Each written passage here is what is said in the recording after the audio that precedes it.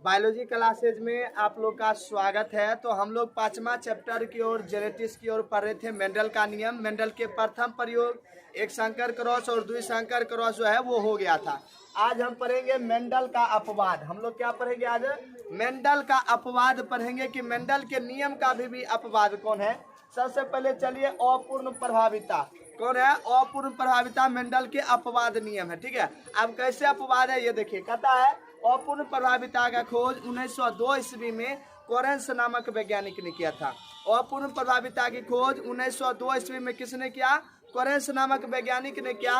उन्हें गुलाब के एक पौधे की प्रजाति जिसे मिराबिलिस जलापा नाम है, जिसे 4 o'clock कहा जाता है। ठीक है, इसी प्रजाति पर उन्होंने क्या किया था?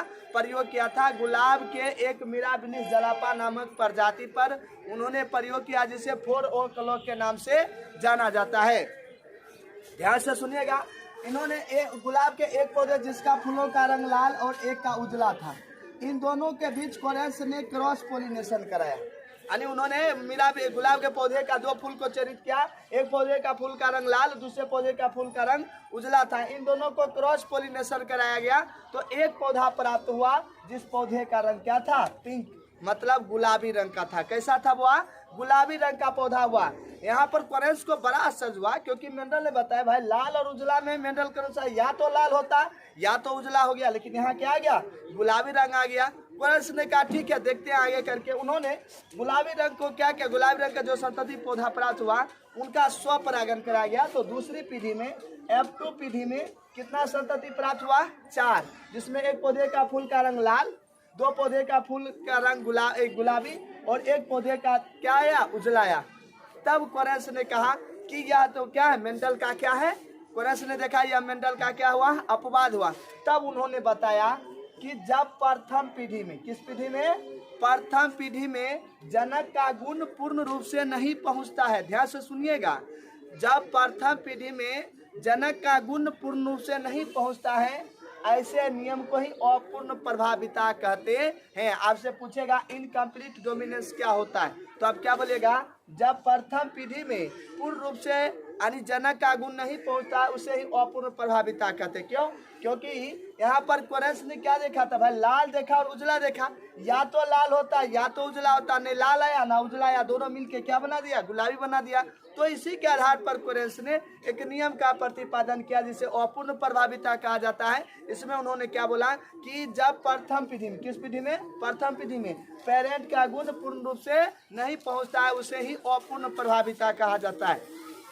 आपको ऑब्जेक्टिव में दे देगा। ठीक है, कहेगा निम्नलिखित में कौन मेंडल का अपवाद नियम है? मेंडल का 3 नियम दे देगा, एक अपूर्ण प्रभाविता देगा। कहेगा इनमें से कौन मेंडल का मतलब अपवाद नियम है, मेंडल के नियम का फॉलो नहीं करता है, तो होगा अपूर्ण प्रभाविता। चलिए, इसका एक और अपवाद है जो है सहप्रभाविता, लॉ ऑफ कोडोमिनेंस। सहप्रभाविता का नियम जो है यह भी मेंडल का अपवाद नियम है। अब वैज्ञानिक ने कहा कि भाई मेंडल ने तो पेड़ पौधा पर अध्ययन किया, अब हम स्तनधारी जंतु पर अध्ययन करके करके देखते हैं कि भाई ये सही है या गलत है। उन्होंने क्या किया? एक काला गाय लिया। एक कौन गाय लिया? काला गाय लिया। और एक उजला सांड लिया। तो काला का ब्लैक होगा तो यहाँ होगा हम बी ले लेंगे, ई लेंगे किसमें? कैपिटल में। ठीक है, और उजला का व्हाइट होता है, यहाँ के इंग्लिश से कोई मतलब नहीं, इसी का विपरीत लेते हैं तो ये हो गया आपको स्मॉल में। अब क्या हुआ? काला गाय को उजला सांड के साथ कोपुलेशन कराया। वैज्ञानिक ने मेंडल के नियम को सत्यापन के लिए क्या किया? स्तनधारी जंतुओं पर प्रयोग किया। उन्होंने एक काला गाय को उजले सांड के साथ कोपुलेशन कराया, मतलब निषेचन करवाया। निषेचन करवाया, एक यहाँ से एलील आया, एक यहाँ से एलील आया। ये जो एलील आया तो यह F1 पीढ़ी में एक संतति प्राप्त हुआ। F1 पीढ़ी में जिसे वह जो है F1 पीढ़ी में जो संतति प्राप्त हुआ उसका रंग चितकबरा था। मेंडल क्या हुआ? वैज्ञानिक को बड़ा आश्चर्य हुआ कि भाई ये कैसे हो सकता है? क्यों नहीं? क्योंकि मेंडल ने यहाँ बताया था कि भाई काला और उजला को करेंगे या तो काला आएगा प्रथम पीढ़ी में, या तो क्या आएगा? उजला आएगा। क्योंकि आपको बताया मेंडल के नियम में लंबा और नाटा को कराया कौन आया था? नाटा कराया था एक संकर क्रॉस में। द्विसंकर क्रॉस में क्या बताए थे कि गोल और उसका पीला रंग था और एक का झुर्रीदार और हरा रंग था, उन दोनों को क्रॉस कराया गया था, एक पौधा प्राप्त हुआ जिनके बीच का आकार गोल और रंग कैसा था, पीला था। तो उन्हीं के आधार पर या तो गाय का रंग संततिक रंग या तो काला होगा या तो उजला, लेकिन यहाँ आ गया चितकबरा जिसमें काला और लाल दोनों मतलब समाहित रहता है। उसके बाद वैज्ञानिक ने कहा ठीक है, प्रथम पीढ़ी में प्राप्त संतति को जब कोपुलेशन सार के साथ, कोपुलेशन जो है उनको फिर चितकबरा जो होता है साढ़ होता है उसके साथ कोपुलेशन इस संतति को कराया गया। तो दूसरी पीढ़ी में 4 संतति प्राप्त हुआ, एक का रंग काला, 2 का रंग चितकबरा और एक का रंग क्या था, उजला था। एक का रंग क्या था, उजला था। इस प्रयोग के आधार पर, इस प्रयोग के आधार पर वैज्ञानिक ने एक नियम का प्रतिपादन किया जिसे सह प्रभाविता का नियम कहा जाता है। इसमें वैज्ञानिक ने क्या बताया कि भाई जब प्रथम पीढ़ी में, किस पीढ़ी में, जब प्रथम पीढ़ी में जनक का गुण 100% पहुंचे, क्योंकि चितकबरा में देखिएगा पूरे शरीर में उजला भी रहता है और पूरे शरीर में काला भी रहता है, और प्रथम पीढ़ी में चितकबरा आ गया, यानी दोनों पेरेंट का गुण आ गया 100%। मतलब जब प्रथम पीढ़ी में उत्पन्न संतति में जनक के गुण पूर्ण रूप से पहुंच जाती है, यानी जनक के गुण 100% जब पहुंच जाती है दोनों जनक के गुण, तो ऐसे ही सह प्रभाविता का नियम कहा जाता है। ठीक है ना।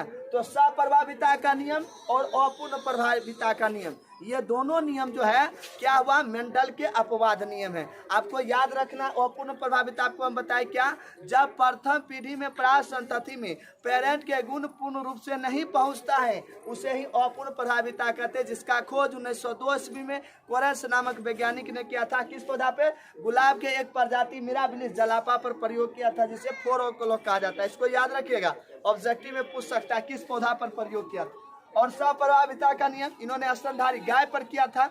इसमें क्या बताया, जब प्रथम पीढ़ी में प्राप्त संतति में जब दोनों पेरेंट्स का गुण 100% पहुंच जाए संतति में, चितकबरा में 100% आया क्योंकि उजला भी रहता है और काला भी रहता है, तो 100% जब पहुंच जाएगा तब ऐसे गुण, ऐसे नियम को ही हम लोग सप्रभाविता का नियम कहते हैं। क्या कहते हैं, सप्रभाविता का नियम। तो सप्रभाविता का नियम और उसके बाद अपूर्ण प्रभाविता का नियम, ये दोनों जो है मेंडल के अपवाद नियम है। मेंडल के क्या है, अपवाद, क्योंकि मेंडल ने यहाँ पर मेंडल का नियम फॉलो, पहला नियम नहीं होता, लेकिन दोनों में दूसरा नियम, क्योंकि देखिएगा हम दूसरा नियम एक संकर क्रॉस में बताए थे, प्रथम पीढ़ी प्राप्त संतति जब सेल्फ पोलिनेशन किया गया, दूसरी पीढ़ी में 4, तो यहाँ भी देखिए 4 हुआ, यहाँ पर 4 है, दूसरा नियम सही है, यहाँ पर भी 4 है, तो दूसरा नियम सही है। इसीलिए तो पृथक्करण के नियम को शुद्धता का नियम कहा जाता है, जो कहीं भी गलत नहीं होता है, जबकि प्रभाविता का नियम सब जगह गलत हो जाता है। सिर्फ मटर के पौधे को छोड़ देने के बाद सब पौधा पर प्रयोग किया गया, सभी जगह गलत पाया गया, इसलिए